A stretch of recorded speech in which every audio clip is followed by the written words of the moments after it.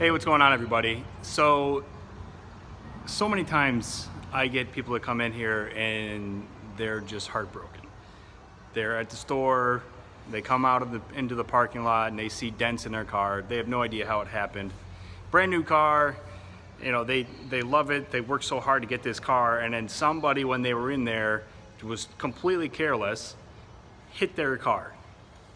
They don't know what happened to it. So they come to me and I'm able to help them get those dents taken out, get it back to normal. Well, I've got a confession to make. I'm a victim now too.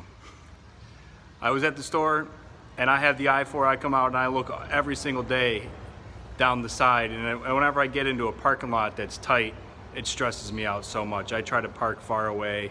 I don't want to be next to people because I know how it happens. And unfortunately, I'm the victim now.